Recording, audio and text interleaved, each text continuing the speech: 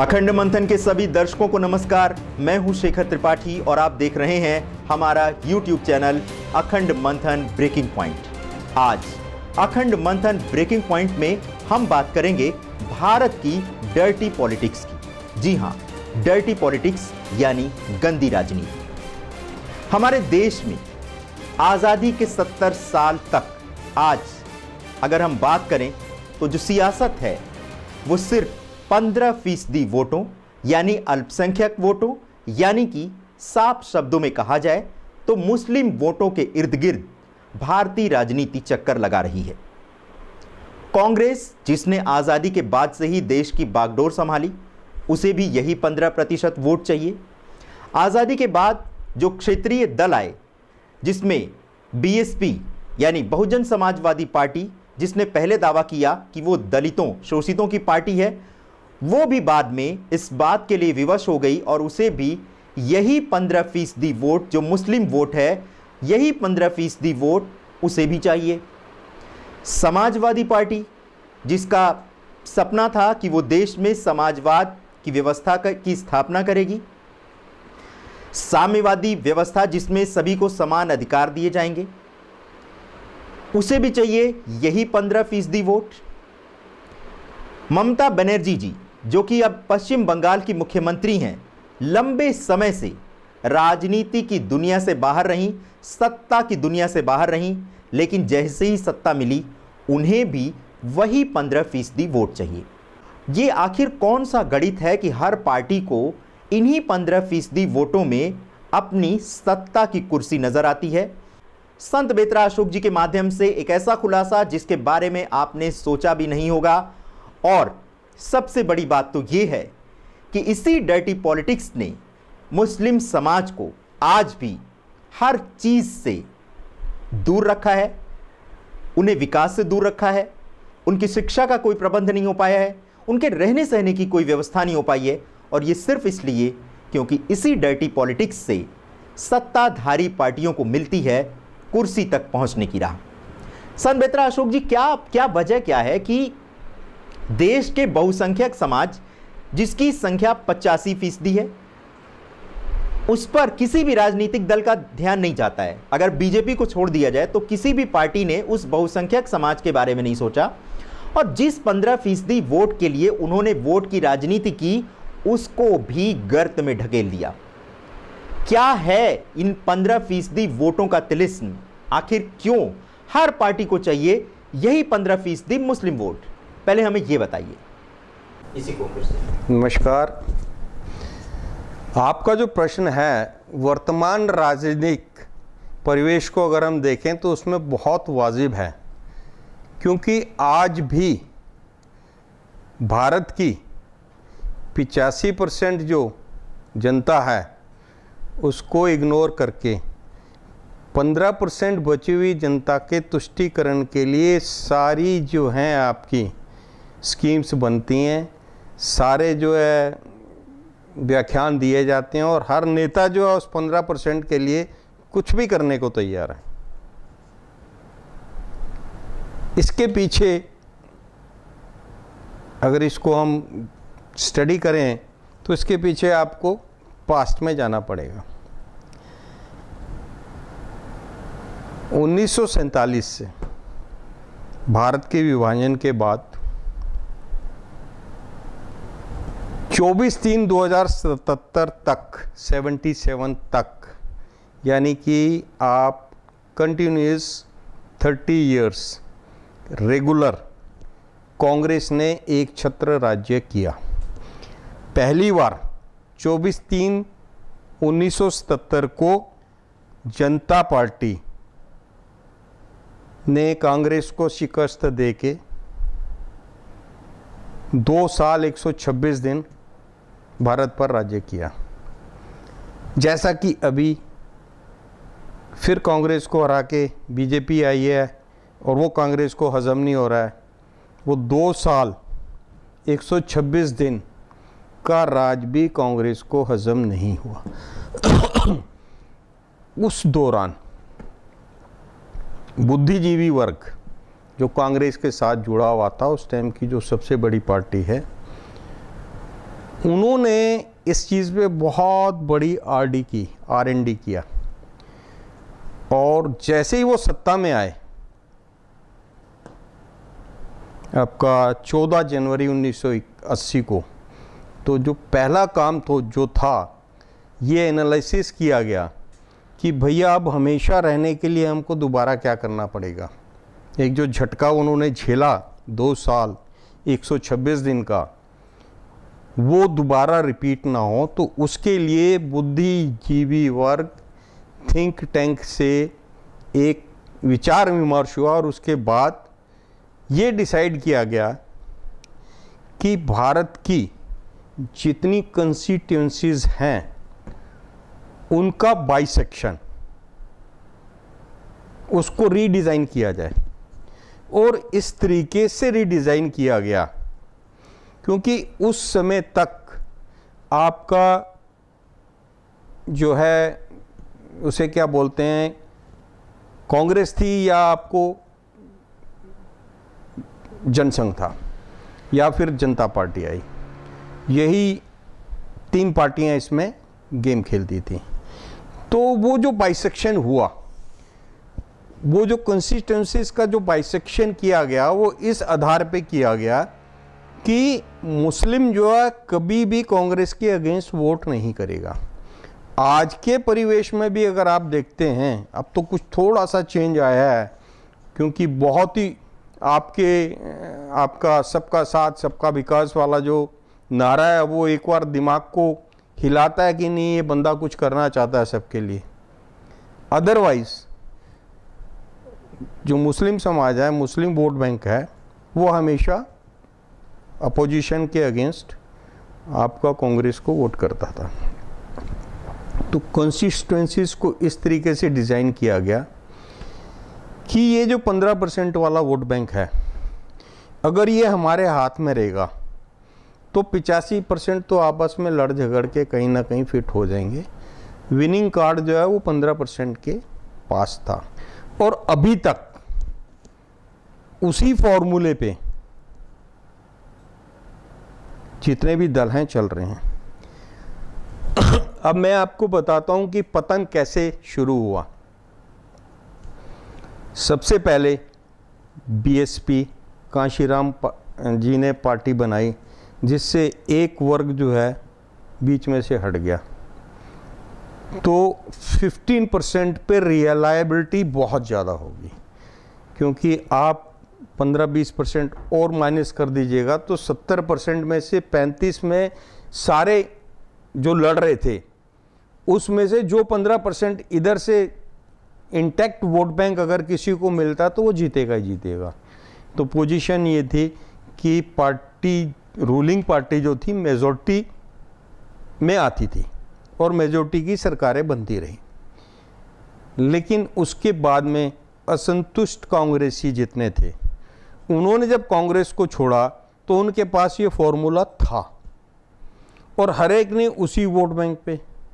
अब उन्होंने ये नहीं देखा कि वो 15% पे सारे चिपट रहे हैं, हर एक ने उसी को तुष्टीकरण के लिए उसको अपनी तरफ खींचने का प्रयास किया, जिसमें कोई, चाहे आपका समाजवादी पार्टी है या बहुजन समाजवादी पार्टी है, या अगर आप उधर साउथ में चले जाते हैं या ईस्टर्न एरिया में चले जाते हैं, तो इनके ऊपर फोकस हमेशा सारी पार्टियों का इसी पे रहा है कि दे आर द विनिंग, जबकि 85% को हमेशा इग्नोर किया गया। अब पोजीशन टोटली चेंज हो चुकी है। अब पोजीशन टोटली चेंज हो चुकी है, और 1919 के इलेक्शन के बाद मैं आपको गारंटी के साथ कहता हूं कि ये जो भ्रम है राजनेताओं का, वो टूट जाएगा। और जब ये भ्रम टूटेगा, जो लोग टोपी पहन के जाते हैं वोट बैंक के लिए, वो लोग देख लेना सूट के ऊपर भी जनेऊ पहन के निकलेंगे। जी संपेत्रा जी, तो दर्शकों आप देख रहे हैं कि किस तरह से आज हम कर रहे हैं देश की 15% जो डर्टी पॉलिटिक्स है, यानी सिर्फ वोट के लिए जो राजनीति की जा रही है, वो क्यों है, उसके पीछे क्या कारण है, क्या बुनियादी कारण है कि हर पार्टी को चाहिए यही 15% वोट, लेकिन वोट लेकर के इस 15% लोगों को भी नर्क में ढकेल देना है।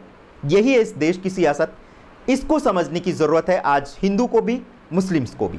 पहले हम लोग हिंदू और मुस्लिम शब्दों का प्रयोग नहीं करते थे। हमें पत्रकारिता में ये सिखाया गया था कि इससे जो है वो दो समुदायों में, दो वर्गों में भेदभाव बढ़ सकता है। लेकिन आज दुर्भाग्यपूर्ण है, हमें मुस्लिम और हिंदू वर्गीकरण इसलिए करना पड़ रहा है क्योंकि इस देश की बड़ी से बड़ी राजनीतिक पार्टियां खुलेआम मुस्लिम के वोट मांगती हैं, मुस्लिम नाम से वोट मांगती हैं। इसलिए अगर आज से अगर कोई भी पॉलिटिकल पार्टी आपके घर पे आती है कि आप मुस्लिम हैं, आप हमें अपना वोट दीजिए, तो ऐसी पार्टी को वोट देने के बजाय आप वोट डालें ना, वो ज़्यादा बेहतर होगा। क्योंकि ये जो वोट डाल रहे हैं ये भ्रष्टाचार को समर्थन दे रहा है। सन बेत्रा जी, जिस तरह से आप देख रहे हैं कि बीजेपी को लगातार भारी जीत मिलती जा रही है पूरे देश में। पहले जो विधानसभा के चुनाव थे उसमें जीत हुई, फिर स्थानीय निकाय के चुनाव उसमें भी बीजेपी को भारी समर्थन मिला। उसके बावजूद आज भी क्या कारण है कि देश की जो बड़ी पार्टियां हैं, कांग्रेस जैसी पार्टी या जो क्षेत्रीय पार्टियां हैं, सपा बसपा, ये अभी भी 15% वोटों के ऊपर ही इधर उधर घूम रही हैं, उसी की तुष्टीकरण की नीति अपना रही हैं, जबकि असली में ये उनकी हितैषी नहीं है। तो क्या कारण आप देख रहे हैं कि अभी भी इतनी भारी सबक मिलने के बाद भी जनता ने दिखा दिया कि वो इस तरह की चीज़ों पे विश्वास नहीं करती। इसलिए इतना, यहाँ तक कि हमारे मुस्लिम भाइयों ने भी बता दिया कि अगर धर्म के नाम पर वो उनसे वोट मांगेंगे तो ऐसे लोगों को जनता जो है सिरे से नकार देगी। क्या कारण है कि अभी भी उन्हीं 15% वोटों के लिए जो गुत्थम गुत्थी हो रही है राजनीतिक दलों में? 19 के इलेक्शन में क्षेत्रीय दलों का और मेन अपोजिशन पार्टी का बहुत बुरा हाल होगा, बहुत बुरा। तब उनकी आंख खुलेगी। रीज़न यह 19 तक पहुंचते पहुंचते मैंने अपनी भविष्यवाणी में बोला था कि भारत में 70% घरों के ऊपर आपको भगवा ध्वज नज़र आएगा, और ये होगा। जब ये विजिबल होगा तो जो इस सोच से आगे बढ़ रहे थे 15% वाली, उनकी सोच में भी सकारात्मकता आएगी। वो भी सोचेंगे कि हम किस साइड जा रहे हैं। जी, तो देख रहे हैं आप कि किस तरह से देश की जो डर्टी पॉलिटिक्स है उस पर कर रहे हैं संत बेत्रा अशोक जी और अखंड मंथन मिलकर के ये आकलन कि किस तरह से इस डर्टी पॉलिटिक्स को भारतीय प्रजातंत्र से दूर किया जा सकता है। संत बेत्रा जी, हमारा एक सवाल ये भी है, क्या कारण रहा कि आपको क्या लगता है कि जो देश की सियासत इन्हीं 15% वोटों के चूंकि इर्द गिर्द घूमती रही है और इन्हीं 15% वोटों के तुष्टीकरण के लिए सारी घोषणाएं, सारी योजनाएं, मतलब सब कुछ जो है वो इसी के लिए होता है, फिर भी उस मुस्लिम समाज का, उस मुस्लिम भाइयों का कोई भी काम नहीं हो पाया, ना उनकी शिक्षा की व्यवस्था हो पाई, ना उनके रहन सहन का कोई इंतज़ाम हो पाया, कोई भी ऐसी कल्याणकारी योजना नहीं आ पाई जिससे कि वो ये महसूस कर सके कि हाँ उनके हितों की बात हो रही है। हमारा आपसे सवाल ये भी है कि क्या आपको नहीं लगता है कि क्या इसी डर्टी पॉलिटिक्स के चक्कर में हमारे जो मुस्लिम भाई हैं वो आज भी अपने आप को हिंदुस्तान से जोड़कर नहीं देख पाते हैं? आज भी उनके मन में कहीं ना कहीं पाकिस्तान के लिए थोड़ी सी नरमी दिखाई देती है। नहीं, देखिए, मैं यहाँ आपके साथ सहमत नहीं हूँ, क्योंकि अभी भी जो मेरा नहीं आवाम का परसेप्शन है कि हिंदुस्तान में रुका हुआ मुसलमान हिंदुस्तानी है, उसका मैं आपको ज्वलंत उदाहरण देता हूँ। आप हज करने जाते हैं तो वहाँ पे मुसलमानों को किस तरीके से बुलाया जाता है? पाकिस्तान का मुसलमान, हिंदुस्तान का मुसलमान, इस तरीके से करके उनको बुलाया जाता है। अरबियन कंट्रीज़ उधर के जो हैं वो तो प्योर मुसलमान हैं, बाकी हिंदुस्तान से हज करने जो जानते हैं उनको बोलते हैं हिंदुस्तानी मुसलमान। तो वो भी वहाँ पे भी रिकॉग्निशन आपकी जो है हिंदुस्तानी मुसलमान की है। और ऑल ओवर द वर्ल्ड हिंदुस्तानी मुसलमान को इज्जत की दृष्टि से देखा जाता है। इस चीज़ को आप समझते हैं? और जो सम्मान, जो मान, जो इज्जत, जो बराबर का अधिकार हिंदुस्तान में हिंदुस्तानी मुसलमान को है, वो कहीं पे भी किसी भी देश में नहीं है। हमारा आपसे भी सवाल है और संत बेतरा अशोक जी आपसे भी सवाल है कि जिस तरह से आज़ाद भारत ने अल्पसंख्यकों के कल्याण के लिए कितनी सारी योजनाएं बनाई, हज जैसी धार्मिक यात्रा पर उन्हें सब्सिडी दी और तमाम सारी पॉलिटिकल पार्टियां उनकी तुष्टीकरण में कोई भी कसर नहीं छोड़ रही हैं, इसके बावजूद हमारा जो मुस्लिम समाज है, हमारे जो मुस्लिम भाई हैं, वो असंतुष्ट हैं। संत बेतरा जी, इस असंतुष्टि का क्या कारण आप देखते हैं? देखिए, आप अगर किसी एक पर्टिकुलर वर्ग को, हिंदुस्तान में ना दामाद की सबसे बड़ी इज्जत होती है, अगर आप उसको दामाद बना लेंगे, उसको कुछ भी दे दो, जिगर फाड़ के अंदर से दिल भी निकाल के दे दो, उसकी संतुष्टि नहीं होगी। जब कोई आदमी की तुष्टीकरण जब शुरू हो जाता, तो अगर वो संतुष्ट हो गया तो फिर उसको अगले दिन से मिलना बंद हो जाएगा, वो संतुष्ट होगा ही नहीं। आप कैसे संतुष्ट कर लेंगे उसको? नहीं संतुष्ट होगा, और उसी में उसकी जीत है। अगर वो संतुष्ट हो गया तो अगले दिन उसको कौन पूछेगा? पूछता है? हद यहाँ तक हो गई, सब कुछ देने के बाद आपके मंदिरों की घंटियाँ भी उतरवाई जाने लगी, आपके लाउड स्पीकर भी उतरवाए जाने लगे, और वो नेताओं ने हमारे किए भी, क्योंकि वोट बैंक की राजनीति है, वोट चाहिए था। लेकिन फिर भी जनता ने वोट नहीं दिया। वो इसलिए नहीं दिया ना, उनको वो चीज़ समझ नहीं आई। अगर ये चीज़ उनको समझ आती कि 85% और 15% का जो समीकरण जो हमने बनाया था, विनिंग समीकरण जो बनाया था, वो 15% भी टूट चुका है, एक जगह पे नहीं है। संत बेतरा अशोक जी, हम आपसे जानना चाहेंगे कि जब धर्म के आधार पर इस देश का विभाजन हुआ था, जो कि बहुत दुर्भाग्यपूर्ण था, और आज जो हिंदुस्तान और पाकिस्तान की जो समस्या है, जो आतंक की समस्या है और जो तमाम सारी समस्याएं पड़ोसी देशों में हैं, उसके पीछे ये धार्मिक विभाजन ही था। लेकिन हमारा आपसे सवाल है और दर्शकों आपसे भी सवाल है कि जब देश में धर्म के आधार पर विभाजन हो चुका था कि हिंदुस्तानी जो भारतीय हैं, जो हिंदू हैं, वो भारत में रहेंगे और जो मुस्लिम हैं वो पाकिस्तान चले जाएंगे, इसके बावजूद ना भारत में रह रहा मुस्लिम समाज खुश है और ना पाकिस्तान में रह रहा मुस्लिम समाज खुश है, ना उसको अच्छा जीवन मिल रहा है, बल्कि वो आतंक के साए में जी रहा है। संत बेतरा जी, धर्म के आधार पर विभाजन तो इसीलिए किया गया था कि दोनों मुल्क अपनी धार्मिक विरासत को, धार्मिक सांस्कृतिक विरासत को बचा करके रखें और शांति और विकास के मार्ग पर आगे बढ़ें। फिर क्या कारण रहा कि आपको क्या लगता है कि न यहाँ मुस्लिम खुश हैं न वहाँ मुस्लिम खुश हैं? क्या कहें? बहुत बढ़िया प्रश्न है आपका, ये बहुत बढ़िया प्रश्न है। और इस प्रश्न का अगर उत्तर अगर समझ आ जाए, उस तरफ जो पार्टीशन हुआ था, जो क्षेत्र लिए गए थे, जो पाकिस्तान को दिए गए थे, वो मुस्लिम बाहुल्य क्षेत्र थे, जिसमें आपका वेस्ट बंगाल भी झगड़े का मूल बना था, लेकिन वो किसी तरीके से सॉल्व हुआ। तो मैक्सिमम मुस्लिम पॉपुलेटेड जो स्टेट्स थी वो पाकिस्तान को दी गई धर्म के आधार पर। आप ही के प्रश्न में आपका जवाब है, वहाँ पे वो लोग असंतुष्ट क्यों हैं? क्योंकि वहाँ पे आतंकवाद, उग्रवाद को शरण दे दी गई है। जब तक आप उस तत्व को, जो अपने आप को अलगवाद,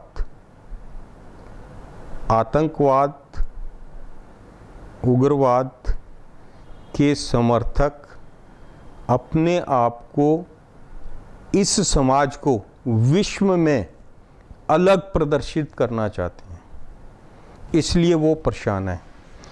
पाकिस्तान में अगर अलगवाद को प्रमोशन मिल रही है तो पाकिस्तान हमेशा परेशान रहेगा।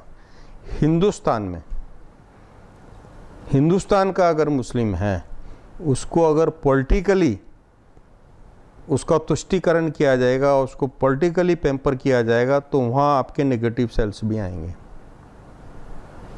और अगर आप तुष्टीकरण करेंगे तो तुष्टीकरण का कोई एंड नहीं है, वो आपको हमेशा असंतुष्ट ही नज़र आएगा।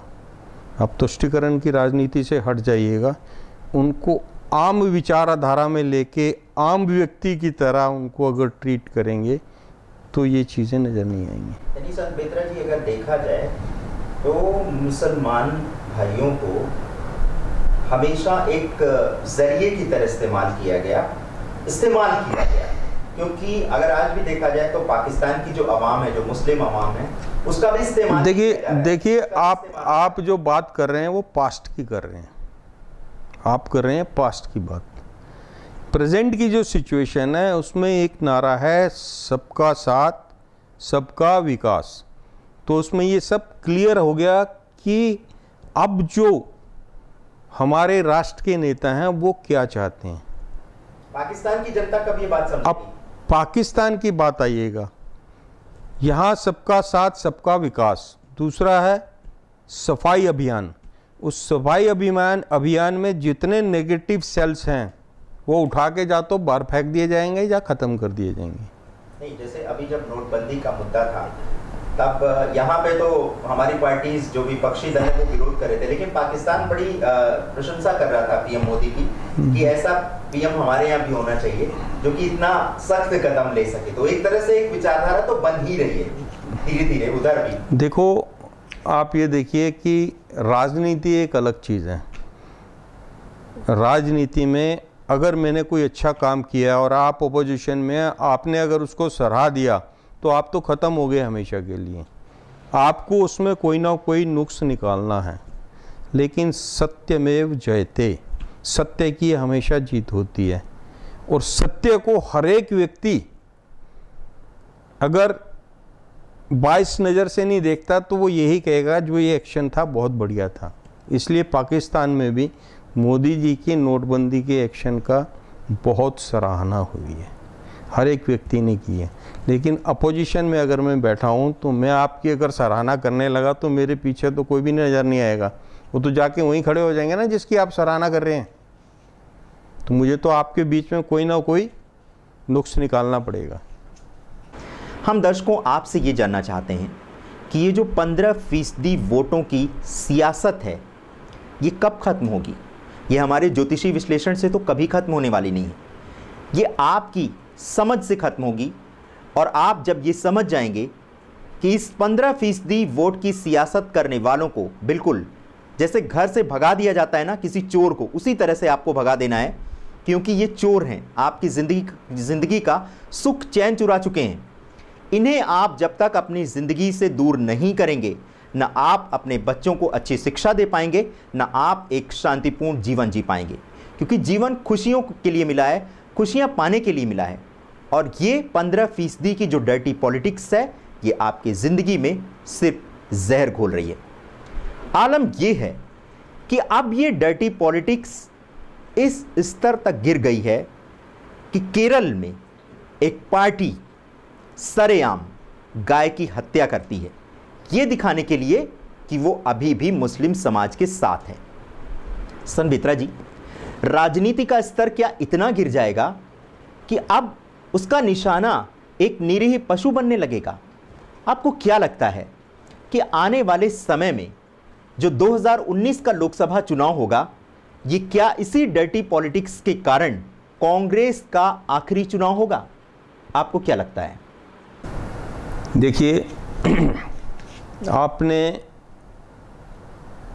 केरल की जो घटना है उसको कांग्रेस के साथ जोड़ दिया है। मुझे वैसे ये हजम नहीं होता है कि ये सब हुआ क्या, कैसे हुआ। एक पार्टी जो 1947 में दो बैलों की जोड़ी के चुनाव चिन्ह पर इलेक्शन लड़ती है, तो उसके दिल में किसान के लिए, गाय के लिए, बैलों के लिए आदर सम्मान था। पहली बार कांग्रेस में जो पहला डिफेक्शन हुआ वो 1969 में हुआ। उसमें कांग्रेस आर का भी चुनाव चिन्ह गाय और बछड़ा था, ठीक है, उसमें गाय मुख्य थी। और स्वर्गीय इंदिरा गांधी जी गाय और बछड़े को, खुद को गाय और संजय गांधी को बछड़ा मान के चलती थी कि गाय और बछड़े का चुनाव चिन्ह ये है। उस पे वो लड़े और हमेशा जीते।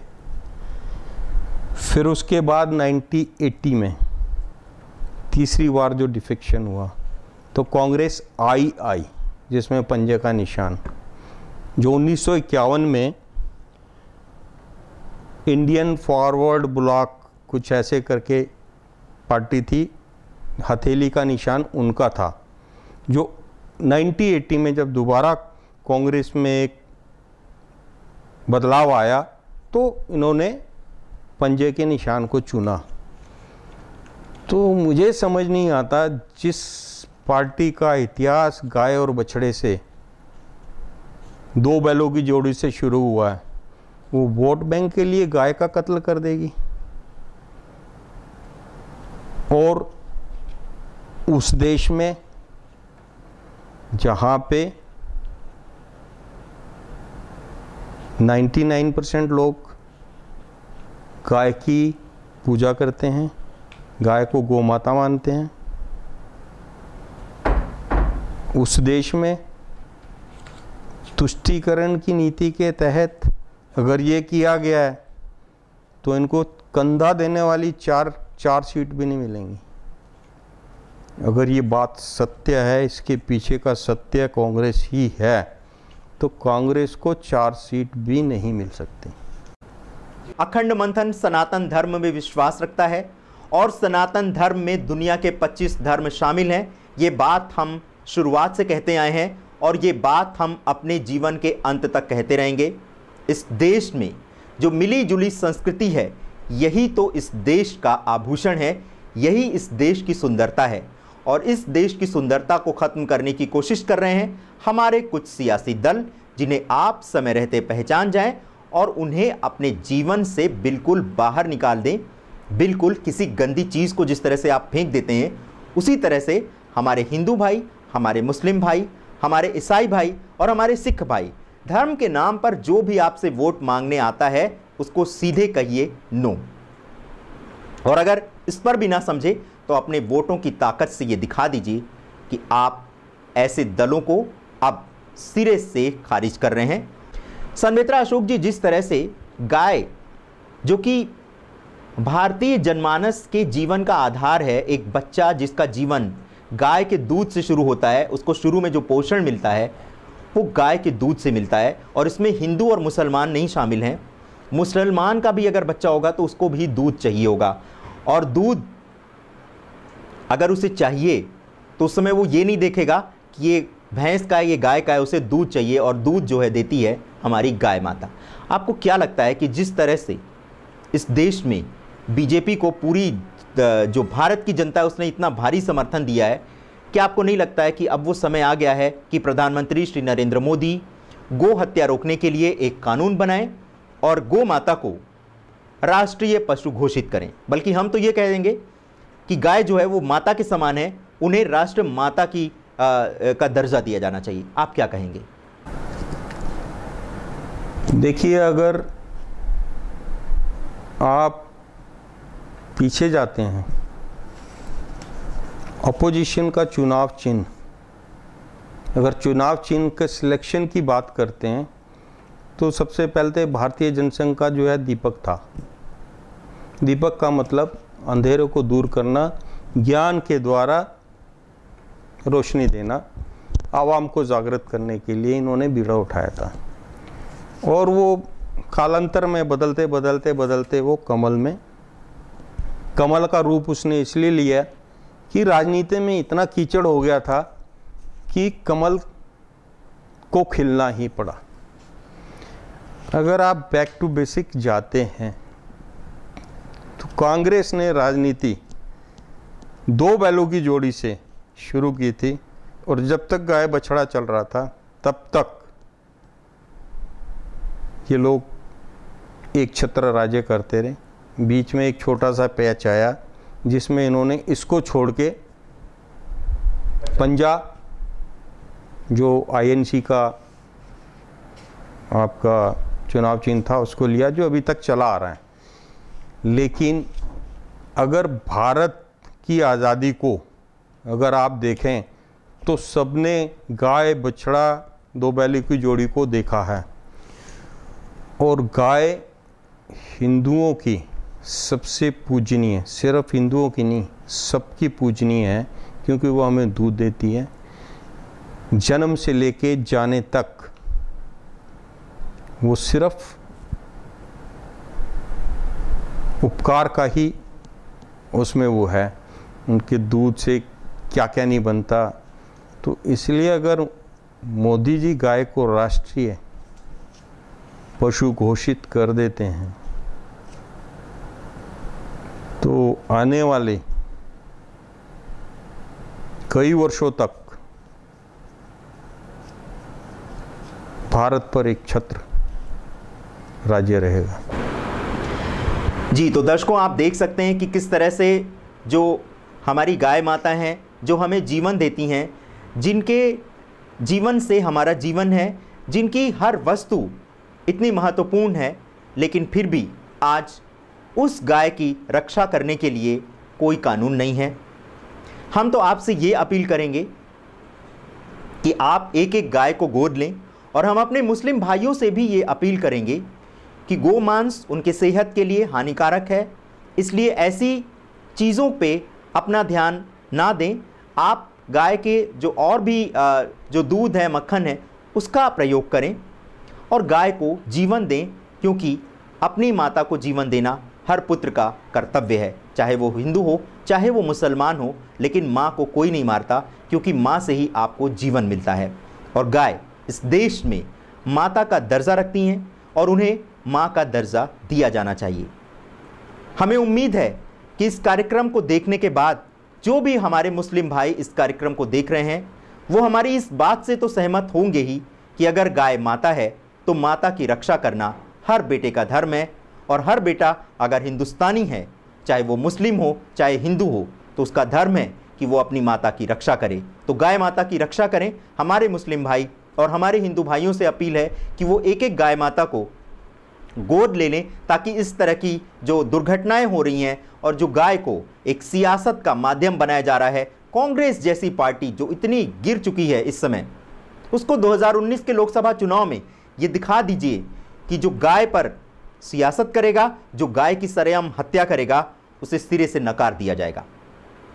सन्मित्रा अशोक जी और दर्शकों, आपसे भी हमारा ये सवाल है, इस देश में एक जो जहर बोने का एक और काम कर रही है, जो सियासी पार्टियां हैं वो तो जहर बो रही हैं। इस देश में एक वामपंथी विचारधारा जो शुरू से इस देश को तोड़ने का काम कर रही है, वो भी इस देश में अस्थिरता फैलाने का काम कर रही है।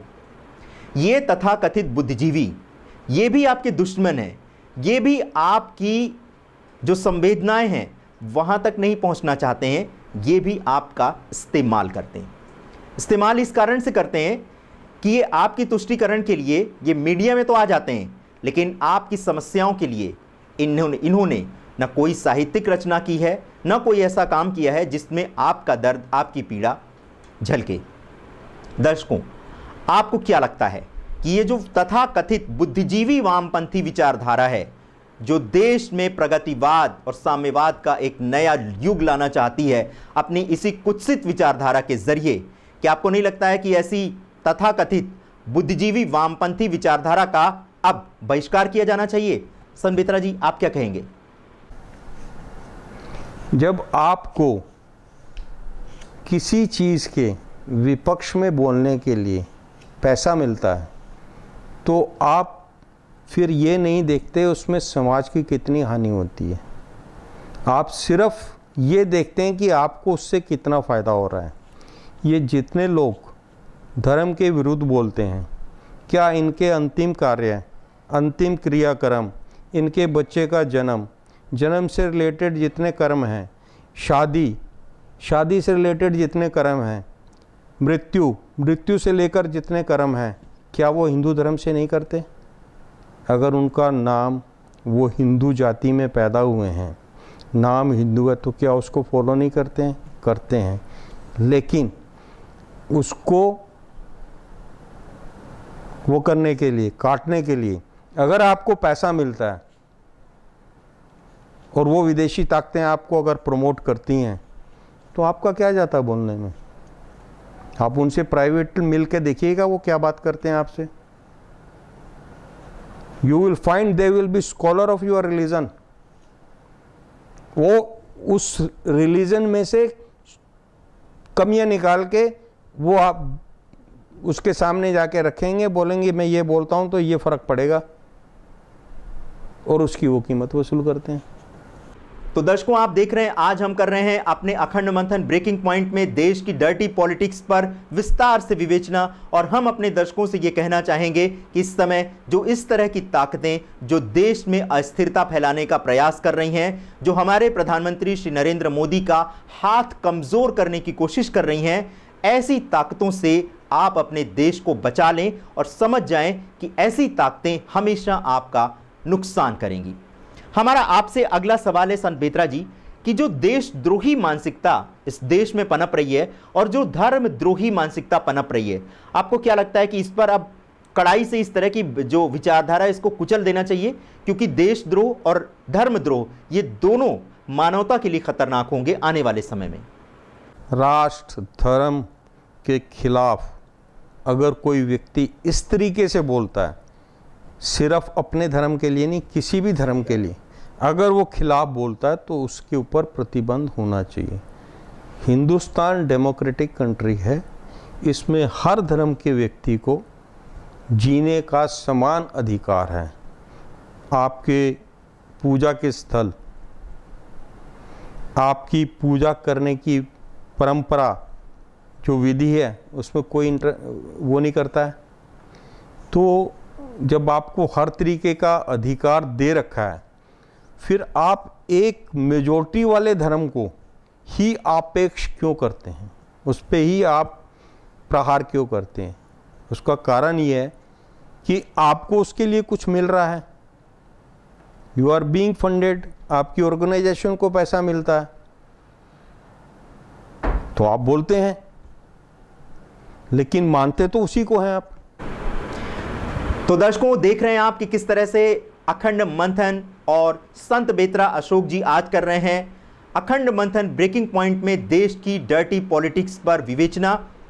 आपने देखा कि किस तरह से संत बेत्रा अशोक जी ने बताया कि किस तरह से एक जो पूरी गणित बिठाई गई है वो 15% वोटों को पाने के लिए बिठाई गई है, लेकिन हमें खुशी होती इस बात पर कि अगर उन 15% जिनसे वोट इन्होंने लिया है, जिन मुस्लिम भाइयों से वोट लिया है, अगर उनके विकास का काम किया गया होता, ये पार्टियां करती और आज वो एक अच्छा जीवन जी रहे होते, तो हम इस बात से भी प्रसन्न होते। लेकिन हमें अफसोस है कि हमारे मुस्लिम भाई जिनकी आबादी महज 15% है और उन्हें इस देश में अल्पसंख्यक का दर्जा मिला हुआ है, उनका जीवन इस समय नारकीय स्थिति से गुजर रहा है। हमारे दर्शकों, आप समय रहते अगर इस तरह की ताकतों से सावधान नहीं रहेंगे तो आने वाले समय में देश से जो शांति और जो समृद्धि और जो एक सौहार्द का वातावरण है वो खत्म हो सकता है। संत बेत्रा अशोक जी, देश की जो 15% डर्टी पॉलिटिक्स, जो 15% वोटों के लिए जो डर्टी पॉलिटिक्स की जा रही है, इस पर विस्तार से विश्लेषण के लिए आपका बहुत बहुत धन्यवाद। और दर्शकों, आपका भी बहुत बहुत धन्यवाद कि आपने हमारी इस विश्लेषण को सुना। लेकिन हमारा आपसे ये अनुरोध है कि आप इसे सिर्फ सुने और सिर्फ सुनकर ना रह जाएं, इस पर अमल भी करें। हम अपने देश की सनातन संस्कृति में विश्वास रखने वाले हिंदू, मुस्लिम, सिख, ईसाई, चारों धर्म और बाकी के जितने भी धर्म के लोग इस देश में रह रहे हैं, उनसे ये अपील करना चाहेंगे कि वो तुष्टीकरण की राजनीति को सिरे से नकार दें और एक ऐसे राह पर चलें जो उन्हें जीवन की खुशियां दे, सुख दे, शांति दे, सौहार्द का वातावरण बने। क्योंकि भारत विश्वास करता है वसुधैव कुटुंबकम में, यानी भारत के लिए सारा विश्व ही एक परिवार है। आपको हमारा ये कार्यक्रम आज कैसा लगा? आप हमें अपनी राय दे सकते हैं akhandmanthan@gmail.com पर। अगर आपने हमारा चैनल अभी तक सब्सक्राइब नहीं किया है तो कृपया इसे सब्सक्राइब करें और शेयर भी करें। अखंड मंथन एक ऐसा मंच है जिस पर हम सारे देश को, सारे विश्व को एक मंच पर लाना चाहते हैं और उन्हें खुशियां बांटना चाहते हैं, उन्हें एक शांतिपूर्ण और एक सुखद जीवन देना चाहते हैं। हम धर्म की सियासत में विश्वास नहीं करते। हम किसी भी नफरत वाली जो मानसिकता है उसमें विश्वास नहीं करते। हमारा तो सिर्फ इतना प्रयास है कि देश की जनता इस बात को समझ जाए और जो डर्टी पॉलिटिक्स कर रहे हैं उन्हें दिखा दे एक सीधा सा रास्ता कि अब डर्टी पॉलिटिक्स को वो नहीं सहेंगे और ना ऐसे लोगों को चुनेंगे। अखंड मंथन चैनल देखने के लिए आप सभी दर्शकों का हृदय से आभार। नमस्कार।